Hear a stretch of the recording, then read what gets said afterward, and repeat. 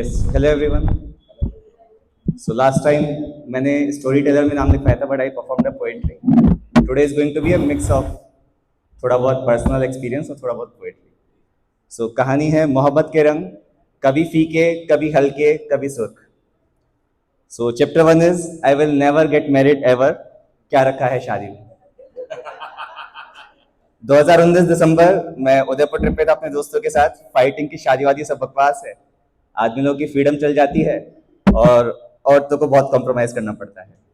I have seen a lot of people fight a lot, constant nagging, and there is no love between a couple after a certain moment in the relationship. जैसे कि मेरी एक बुआ जी कहती है कि पति पत्नी पुराने जन्म के दुश्मन होते हैं. And it is not necessary that you need someone to survive in life, especially a romantic partner. I have my other family members, my friends, my family members. Plus, I like my own company. I've been to cafes alone, been to movies, been to long walks on the streets of various cities, and I loved every bit of it. But family pressure started building. Parents की life में कुछ ही projects होते हैं कि बच्चों की पढ़ाई हो जाए, फिर नौकरी लग जाए, फिर शादी हो जाए, फिर उनके बच्चे हो जाए. So, chapter 2, meeting potential prospects. Now I started looking for potential matches just because it was too difficult to argue and give reasons to the family to say no. कि क्यों नहीं करना. So, I met the prospects during a phase of unstable job. I was in the process of changing my career from being a civil engineer to a teacher, math teacher. So, मैंने सोचा कि जब मैं बताऊंगा matches को about the current job situation तो खुद ही मना कर देंगे. But किसने मना ही नहीं किया. Prospect 1, I met a restaurant in Jaipur. Can you guess the name of the restaurant? बस कान्हा रेस्टोरेंट. मतलब स्वयं भगवान कृष्ण की रसोई में मिलोगे तो मैच होगा ही होगा. But anyways, it didn't work out. Prospect number 2 से met in Govind Devi Temple in Jaipur, which is another avatar of Krishna ji. Cause all the couples in the Jaipur meet in the same garden जहाँ पे भगवान कृष्ण जी रहते हैं. और पहली meeting वहाँ पे होती है तो रिश्ता सफल होता ही होता है. मेरे एक मौसी मौसा जी भी वही मिले थे, एक भैया भाभी है वो भी वही मिले थे.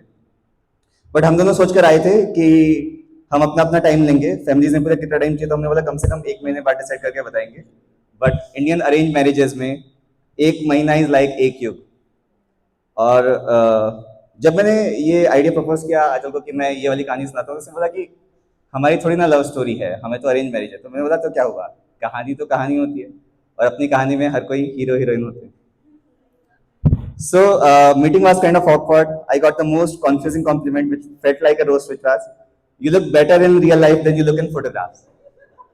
Malab, I don't look that bad, but not good either.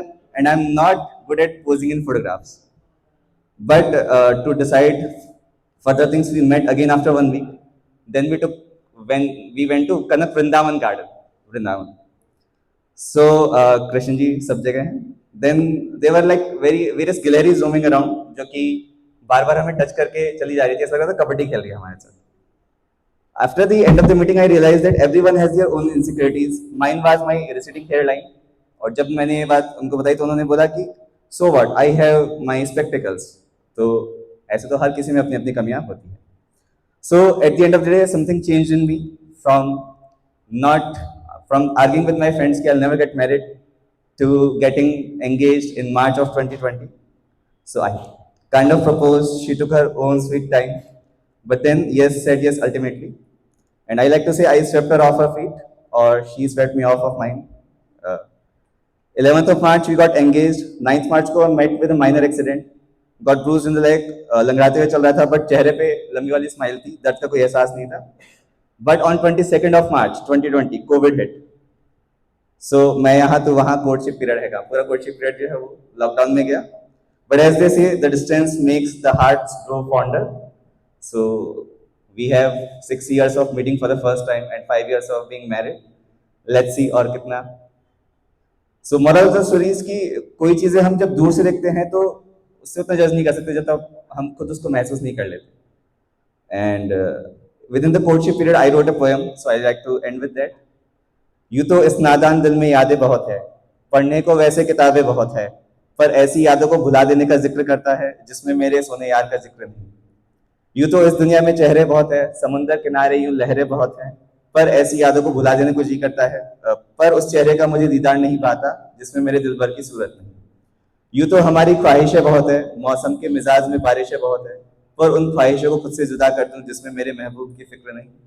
यूं तो इन आंखों में ख्वाब बहुत है, सवालों के सारे जवाब बहुत है, पर उन ख्वाबों को बिन देखे फना कर दूं जिसमें मेरे प्यार मेरे करीब नहीं। Thank you.